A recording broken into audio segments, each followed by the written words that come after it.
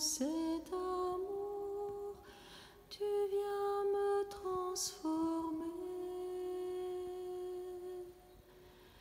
Même la mort fait place à la vie, en moi se lève ta résurrection.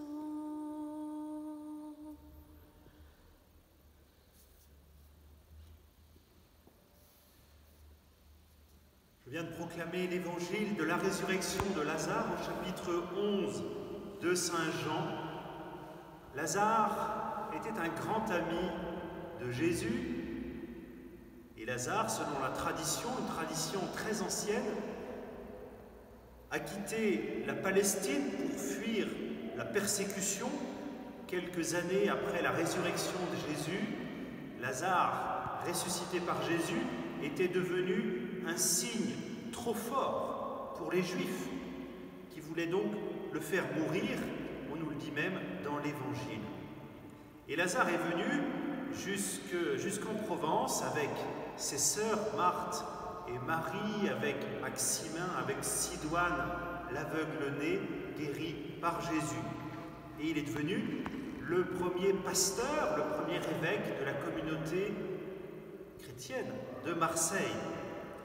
Cet évangile nous enseigne des choses extrêmement fortes sur Jésus. Tout d'abord, je pense à la compassion de Jésus. Jésus, quand il arrive à Béthanie, voit notamment Marie pleurer. Marie qui pleure son frère Lazare, et les Juifs avec elle qui pleurent leur ami Lazare. Au verset 35 du chapitre 11, il est dit « Jésus pleura ». C'est le verset le plus court de toute la Bible. Et les Juifs disent « Voyez comme il l'aimait ». Nous entendons les cloches qui sonnent à l'heure habituelle pour nous rappeler que c'est aujourd'hui le jour du Seigneur, même si vous ne pouvez pas être dans cette église. Nous sommes unis de cœur. Jésus ne pleure pas de tristesse parce qu'il aurait perdu Lazare. Jésus sait qu'il va le ressusciter. Jésus pleure de tristesse en son humanité sur Lazare, qui a connu la souffrance et la souffrance de la maladie, qui a dû traverser l'épreuve terrible de la mort. Jésus pleure de compassion devant l'homme frappé par la souffrance et la mort. Il pleure sur notre propre souffrance. Il pleure sur notre monde d'aujourd'hui. Il pleure devant la peine de tous ceux qui ont perdu un proche. Nous pouvons demander à Jésus d'expérimenter personnellement la compassion de son cœur doux et humble, d'expérimenter personnellement sa compassion pour le monde d'aujourd'hui. Nous avons célébré cette semaine l'annonciation du Seigneur, la venue du Fils de Dieu parmi nous dans le sein de Marie, cette venue qui le conduira jusqu'à sa croix. C'est l'expression même de la compassion de Dieu, de notre Dieu qui nous aime tant qu'il se fait proche, qu'il se fait l'un de nous. Nous pouvons demander à Jésus d'expérimenter sa compassion pour nous-mêmes et pour le monde, et nous pouvons lui demander aussi de nous faire grandir dans la compassion envers notre prochain, envers tout homme et toute femme qui souffrent. La deuxième chose que je voudrais souligner, c'est que dans le miracle de cette résurrection, Jésus manifeste aussi sa puissance. Il est celui qui est plus fort que la mort, plus fort que la souffrance. Jésus prie son Père, et c'est étonnant, Il fait une prière d'action de grâce alors qu'il n'a pas encore réalisé ce miracle. Ô Père, je sais que tu m'exauces toujours. Jésus est plein de confiance et je pense aux paroles que le pape François nous a dites vendredi soir en méditant sur l'évangile de la tempête apaisée. Il nous disait, c'est l'heure du choix, cette grande épreuve que nous traversons. C'est l'heure du choix, c'est l'heure de la conversion, c'est le moment de se confier à Jésus. C'est le moment de la confiance. Jésus cria d'une voix forte et il relève Lazare qui est au tombeau, pourtant depuis déjà 4 jours. La manifestation de sa puissance, il est plus fort que la mort. Mais c'est en même temps la manifestation de sa bonté envers cet ami très cher, envers ses sœurs, Marthe et Marie, envers tout homme. L'expression de sa puissance sur la mort, mais c'est aussi le signe de sa future résurrection que nous allons célébrer dans quelques jours à Pâques. La résurrection de Jésus est la confirmation de sa divinité, la mort qu'il assume pleinement en son humanité, prenant sur lui notre péché, notre souffrance et même notre mort. Cette mort est vaincue. La résurrection de Jésus confirme sa divinité, confirme que la croix n'est pas une impasse, n'est pas un échec, mais qu'elle est le moment où justement il vainc notre péché et la mort. Et la résurrection est aussi la confirmation de la vérité de toutes ces paroles. Nous pouvons demander en ce dimanche au Seigneur de fortifier notre foi en sa résurrection. Nous pouvons demander pour nos proches et pour le monde la grâce de la foi en Jésus-Christ, mort et ressuscité. Nous pouvons demander au Seigneur de réveiller cette foi dans le cœur de tous les baptisés. Tant de baptisés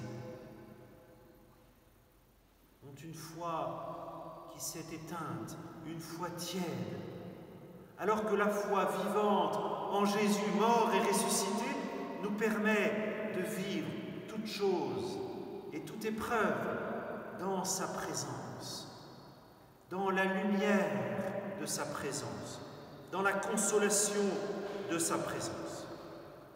La dernière chose que je voudrais souligner à partir de cet évangile, c'est que Jésus y manifeste sa providence. Dans le psaume 42 et dans d'autres psaumes, le psalmiste crie vers Dieu en disant « Voilà, mes ennemis ne cessent de me dire « Où est-il ton Dieu ?» Dans ce moment d'épreuve, certains m'ont fait cette question. Où est Dieu? Nous avons voilé les statues dans l'église puisque nous sommes le 5e dimanche de Carême. Nous les avons voilées pour nous concentrer plus spécialement sur la croix qui sera dévoilée le vendredi saint pendant l'office de la Passion. Le prophète Isaïe dit « Vraiment, tu es un Dieu qui se cache, Dieu d'Israël, sauveur. » Le Seigneur se cache parce qu'il est pauvre. Il se cache pour que nous le cherchions. On peut poser cette question, mais que fait Dieu alors que tant d'innocents meurent de ce terrible virus? Mais réfléchissons, bien en dehors de l'épidémie, chaque jour il y a d'autres innocents qui meurent. dire de tous ces enfants à qui on refuse même le droit de naître. Et c'est en dehors du temps de l'épidémie. Plus de 200 000 avortements sont pratiqués en France chaque année. Plus de 40 millions dans le monde en 2008. Donc ce n'est pas le moment de se dire « et tous ces innocents », puisque constamment il y a des innocents qui meurent, et par la faute de l'homme parfois. Jésus n'a jamais promis ici-bas la facilité, ni la protection contre toute épreuve. On peut lui demander sa protection, on doit lui demander. Je me souvenais d'un discours de Jésus sur la fin des temps qu'on trouve au chapitre 21 de Saint Luc. Lorsque vous entendrez parler de guerre et de désordre, ne vous effrayez pas. Il y aura de grands tremblements de terre et par endroits des pestes et des famines. Il y aura aussi des phénomènes terribles venant du ciel et de grands signes. Et à ceux qui témoigneront de lui jusqu'au martyre, Jésus dit « Pas un cheveu de votre tête ne se perdra. » Frères et sœurs, je ne dis pas que cette épidémie est un signe de la fin des temps. Je n'en sais rien. Jésus savait cependant qu'ici-bas, il y a toutes sortes d'épreuves. Gardons cette phrase de Jésus à Marthe dans cet évangile de la résurrection de Lazare. Si tu crois, si tu me fais confiance, si tu m'accueilles dans ta vie, alors tu verras la gloire de Dieu. La gloire de Dieu, chez Saint Jean, c'est la manifestation de son amour. C'est donc la manifestation de sa compassion. Jésus se fait proche de chacun d'entre nous. La manifestation de sa puissance de pardon, de sa puissance de vie et de sa providence. Nous sommes dans la main du Seigneur et il est avec nous. Au verset 5 de cet évangile, il est dit « Jésus aimait Marthe et sa sœur et Lazare ». Quand il apprit que celui-ci était malade, Lazare, il demeura 2 jours encore à l'endroit où il se trouvait. Et donc Jésus n'est pas venu immédiatement pour guérir Lazare, puisqu'il pouvait le guérir, lui qui est tout-puissant. Il l'a laissé mourir. C'est étonnant. La souffrance et les désordres du cosmos, les désordres dans notre propre vie, qui s'appellent nos péchés, sont les conséquences du péché originel. Dieu est totalement innocent de ces maux. Dieu est le Dieu de la vie. Il est Dieu de toute bonté. Mais il faut nous souvenir que d'aucun mot permis, il ne peut tirer un plus grand bien si on se convertit, si on revient vers lui dans la confiance. Voilà pourquoi le pape François nous disait que ce temps et ce temps d'épreuve est le temps du choix de Dieu.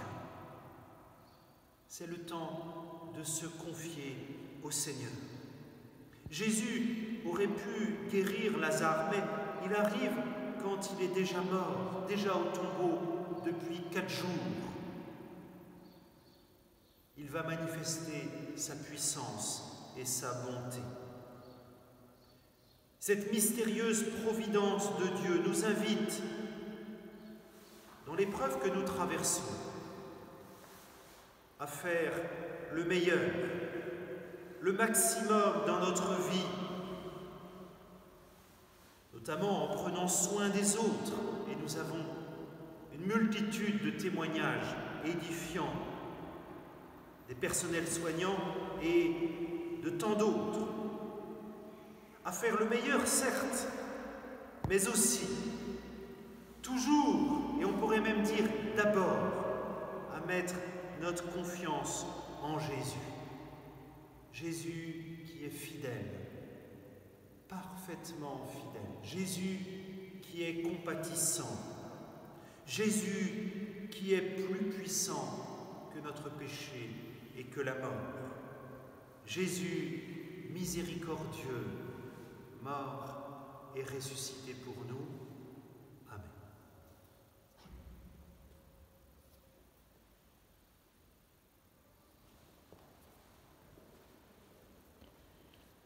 Par amour, Jésus, tu te donnes tout entier dans cette